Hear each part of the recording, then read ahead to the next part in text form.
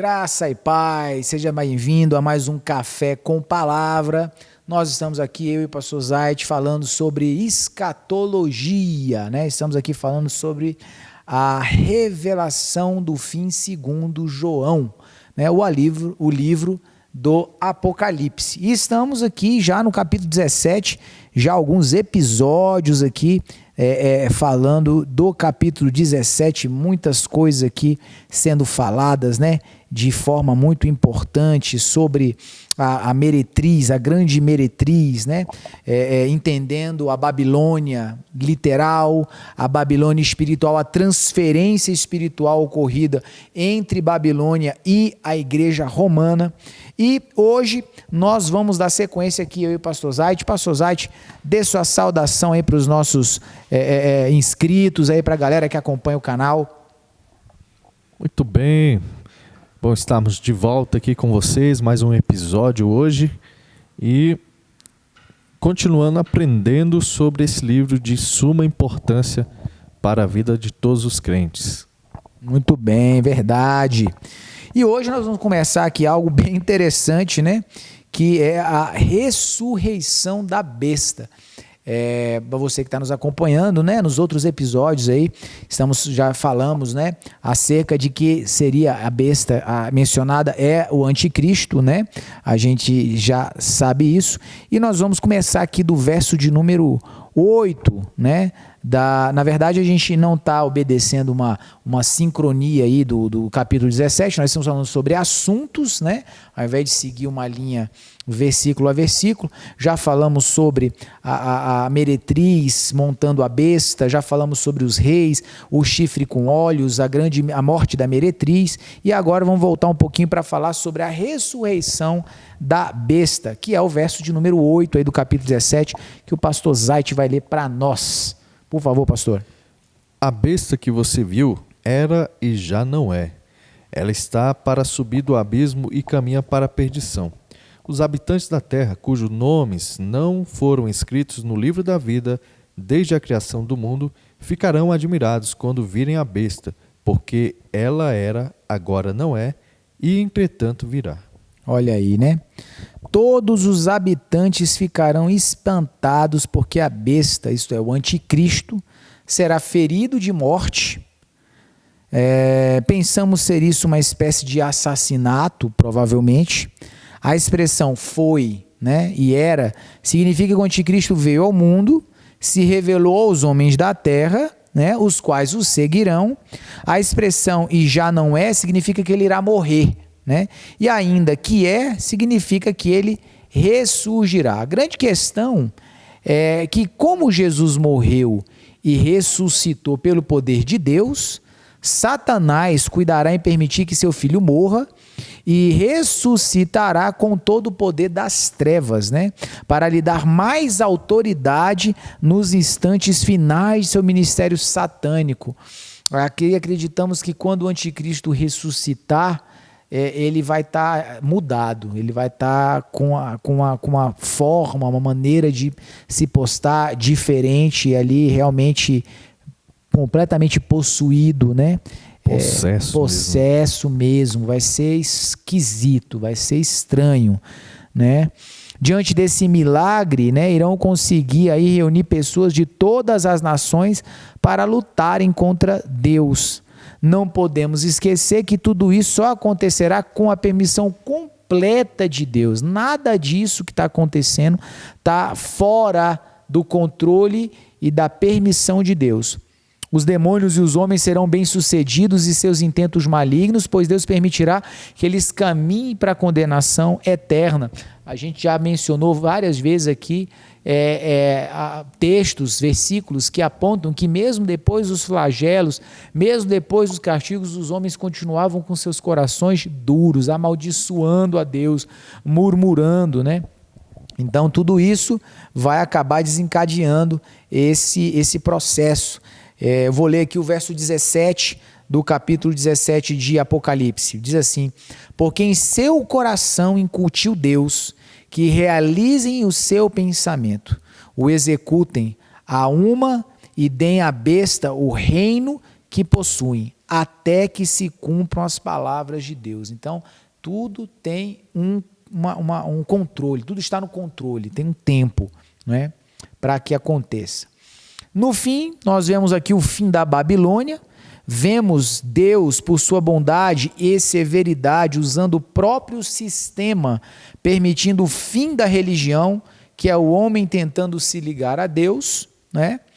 A religião tem fim, mas as palavras do nosso Senhor não hão de passar. A própria meretriz, né, que se perdeu, como a gente disse no episódio anterior, onde uma frase, né, que a igreja romana deixou de ser noiva de Jesus para ser amante do anticristo. Deixou de ser noiva de Cristo para ser amante do anticristo. E nesse processo, ela vai ser morta pelo próprio anticristo, né? Naquele momento ali de rebelião, os próprios reis, controlados outrora por ela, vão revoltar-se contra ela, amando do anticristo e destruí-la, e ali vai ser o fim desse processo religioso. Com isso, nós entramos no capítulo 18. Assim como o capítulo 17 vai falar sobre o fim, né, do sistema religioso, né, o fim desse sistema religioso sobre a terra vai acabar ali, o 18 vai nos mostrar o fim do sistema político e comercial. Tá? Então, o que a gente vai ver? Em todo o decorrer da história, nota-se que 3 coisas lutam contra a vontade de Deus aqui na terra, subvertendo os homens, tá? De alguma maneira. A religião, a política e o comércio. São essas 3 coisas aí que subvertem, né? Engodam o homem. No período do reinado do anticristo, teremos 3 cidades, as quais serão as principais capitais do mundo. Bom, primeira, Jerusalém. E o que vai ser Jerusalém? Centro político e administrativo do anticristo, de onde ele irá governar o mundo, né? Jerusalém não será destruída pelos homens nesse período, pois Deus a guardará, será apenas afligida por Deus com terremotos, ao ponto de serem divididas em 3 partes, como a gente vê na referência lá do capítulo 16, nós já passamos aqui, né? Outra prova que Jerusalém não será destruída é que no final da tribulação, no milênio, Jesus irá governar a terra também de Jerusalém, né? É de Jerusalém que Cristo irá governar durante o período do milênio, tá? Ok. A segunda capital é Roma, a capital da religião, né? Que será destruída e queimada pelos próprios aliados do anticristo, como nós vimos lá no capítulo 17. E a terceira capital, aí, a terceira centro que nós temos aí, terceira principal cidade, é a Babilônia literal, né? Que será a capital do comércio e do controle mundial. A grande questão é que essa cidade não existe mais hoje, né? Então entendemos que essa cidade ela será reedificada novamente. A probabilidade é muito grande, tá? Existem algumas profecias bíblicas, né, que anunciam aí esse fato. Abre aí para nós, pastor, em Jeremias, capítulo 50, verso 35. Jeremias 50, 35, e eu vou ler Isaías 13. Então, existem algumas profecias que dão a entender esse fato, que Babilônia, de alguma maneira, vai voltar. Lá em Isaías 13, 19, diz assim: e Babilônia, o ornamento dos reinos, a glória e a soberba dos caldeus será como Sodoma e Gomorra, quando Deus as transtornou. Nunca mais será habitada, nem nela morará alguém de geração em geração, nem o árabe armará ali a sua tenda, nem tampouco os pastores ali farão deitar os seus rebanhos, mas as feras do deserto repousarão ali, e as suas casas se encherão de horríveis animais, e ali habitarão os avestruzes, e os sátiros pularão ali, e os animais selvagens das ilhas uivarão em suas casas vazias, como também os chacais, nos seus palácios de prazer, pois bem perto já vem chegando o seu tempo, e os seus dias não se prolongarão. Lá em Jeremias 50, do 35 ao 40, pastor, lê para nós aí. Uma espada contra os babilônios, declara o Senhor, contra os que vivem na Babilônia e contra os seus líderes e seus sábios. Uma espada contra os seus falsos profetas, eles se tornarão tolos. Uma espada contra os seus guerreiros, eles ficarão apavorados. Uma espada contra os seus cavalos, contra os seus carros de guerra e contra todos os estrangeiros em suas fileiras. Eles serão como mulheres. Uma espada contra os seus tesouros, eles serão saqueados. Uma espada contra as suas águas, elas secarão, porque é uma terra de imagens esculpidas e eles enlouquecem por causa de seus ídolos horríveis. Por isso, criaturas do deserto, hienas nela morarão, e as corujas nela habitarão. Ela jamais voltará a ser povoada, nem haverá quem nela viva no futuro. Como Deus destruiu Sodoma e Gomorra e as cidades vizinhas, diz o Senhor, ninguém mais habitará ali, nenhum homem residirá nela. Isso não aconteceu com a antiga Babilônia em 541 a.C., né? Então, essas duas profecias, elas não se cumpriram com aquela Babilônia. A cidade foi tomada pelos medo-persas, não foi destruída e nem queimada, né? Em 331 a.C., Alexandre o Grande a tomou novamente da mão dos persas, né? Caldeus não, dos persas, mas sem derramamento de sangue, foi pacífico, não é? Por temor da força de Alexandre, os persas se renderam e entregaram a cidade. Depois da morte de Alexandre, o Império Grego foi dividido em 4 e foram estabelecidos 4 capitais, né? A Seleucia pelos gregos, outra pelos espartanos, Maidém pelos persas e Cufa pelos árabes. Uma profecia não pode caso em se cumprir.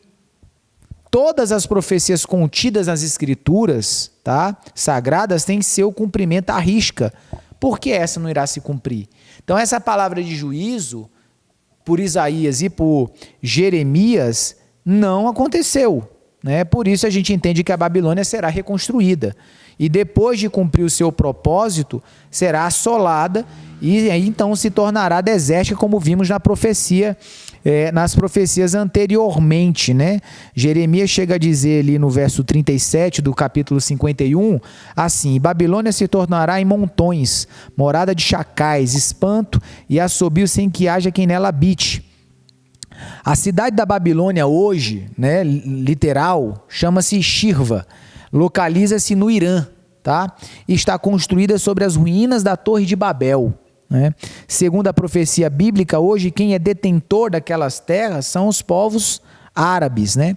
Hoje habitam em Shirva mais de 1 milhão de pessoas. A cidade nunca foi 100% evacuada, tá? Como diz a profecia.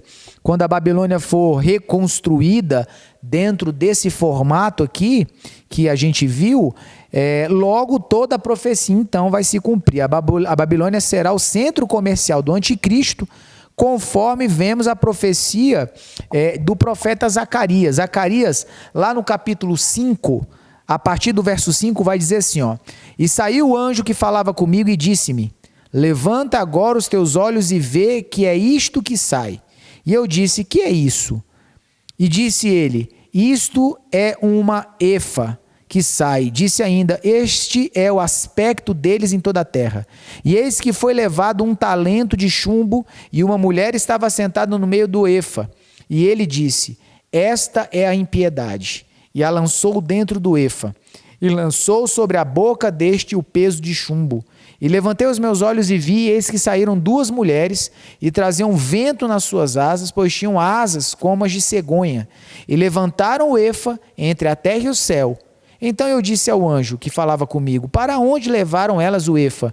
E ele me disse, para lhe edificarem uma casa na terra de Sinar. E estando ela acabada, ele será posto ali na sua base. Como falamos,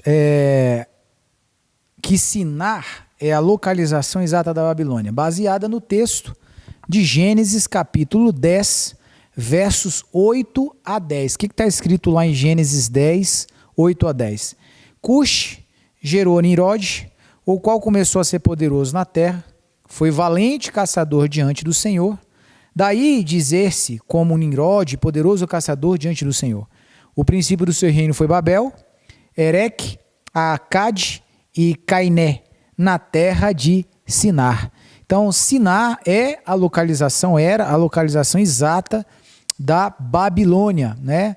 Existe outro texto também, em Gênesis 11:2, que diz: sucedeu que, partindo eles do Oriente, deram como uma planície na terra de Sinar e habitaram ali.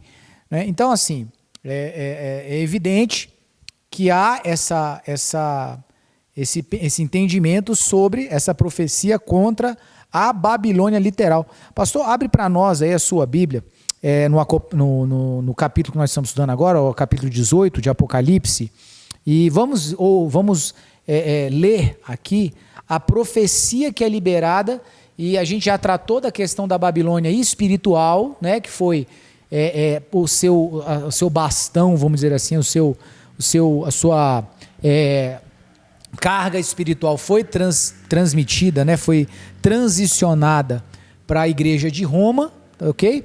E agora nós estamos falando da Babilônia literal, que ela tem um outro contexto profético que está nos versos 11 a 16 do capítulo 18. Pastor Zait vai ler para nós aqui. Os comerciantes da terra prantearão e lamentarão por ela, pois ninguém mais pode comprar as suas mercadorias. Artigos como ouro, prata, pedras preciosas e pérolas, linho, púrpura, seda, tecidos escarlate e toda espécie de madeira de cedro e peças de marfim, madeira preciosa, bronze, ferro e mármore, canela e outras especiarias, incenso, mirra e perfumes, vinho e ovelhas, cavalos e carruagens e até mesmo corpos e almas de seres humanos. E eles murmurarão também: desapareceram todas as frutas que tanto lhe davam prazer ao paladar. Todas as suas riquezas e todo o seu esplendor se evaporaram, jamais serão recuperados. Os negociantes desses produtos que se enriqueceram à custa dela se colocarão à distância, apavorados com seu sofrimento, prantearão e muitos se lamentarão, exclamando: ai, ai da grande cidade, que estava vestida de linho fino, com roupas de púrpura e luxuosos trajes vermelhos, toda adornada de ouro, pedras preciosas e pérolas. Em apenas uma hora, tamanha ostentação e riqueza foram aniquiladas. E todos os pilotos, e todos os marinheiros e passageiros dos navios, e todos aqueles que ganham a vida trabalhando no mar ficarão de longe. E ao verem a fumaça do incêndio dela, exclamarão: que outra cidade jamais se equiparou à grande cidade? Olha só, a proposta do comércio é suprir os desejos desenfreados da alma do homem. Precisamos entender a importância aqui que o comércio terá para a ação do anticristo, né? Já é muito antigo, né, a primícia da ideia da utilização do consumo para gerar uma pretensa, né, uma ideia de satisfação, né? Então, assim, vai ter um papel importantíssimo. Ele vai usar o comércio para controlar as pessoas, desde produtos básicos para a sobrevivência, como comida e água, até materiais tecnológicos, artigos de luxo e etc. Essa possivelmente será a maior arma que o anticristo vai ter para corromper a muitos, né? De modo semelhante, muitos santos e outros serão mortos por não terem dinheiro por causa do comércio. É o que fica nítido aí no verso 24 do capítulo 18, que diz assim: porque todas as nações foram enganadas pelas tuas feitiçarias, e nela se achou o sangue dos profetas e dos santos, e de todos os que foram mortos na terra. Uma das principais armas vai ser o controle de quem pode comprar e vender. Então, essa profecia sobre a Babilônia literal, ela é uma profecia muito relevante nesse contexto. Não há dúvidas, né, de que o comércio será julgado por Deus, a maneira com que se faz. Todo o sistema comercial que iniciou no céu com Lúcifer terá fim aqui, né? Todo esse processo de injustiça, né, de tentar, enfim, apropriar-se de coisas de forma indevida e tudo isso. a cidade da Babilônia, literal, será completamente destruída e queimada, né? Como aconteceu com Sodoma e Gomorra, né? Por exemplo, a gente vai ver aqui o texto de Jeremias, capítulo 51, verso 26, diz assim, ó, de ti não se tirarão pedras, nem para o ângulo, nem para fundamentos, porque te tomarás em desolação perpétua, diz o Senhor. Não é? E no capítulo 18, no verso 20, lê para nós aí, pastor Fábio, o capítulo 18, o verso de número 20 do Apocalipse. Celebrai sobre ela, ó céus, e vós santos, apóstolos e profetas, porquanto afinal Deus a julgou, retribuindo-lhe tudo quanto ela praticou contra vós. Olha só, né? Então, assim, dois versículos antes, 18 e 19, diz assim, ó, e vendo a fumaça do seu incêndio, clamaram dizendo, que cidade é semelhante a essa cidade? E lançaram pó sobre as suas cabeças, clamando, chorando, lamentando, dizendo, ai daquela grande cidade, na qual todos os que tinham naus no mar, barcos, né, se enriqueceram em razão da sua opulência, porque numa hora só foi assolada. Então aí vem o texto que o pastor Zati acabou de ler, alegra-te sobre ela. Então todo esse ambiente é literal, né? E como já falamos anteriormente, esse processo de destruição não ocorreu com a Babilônia do Antigo Testamento.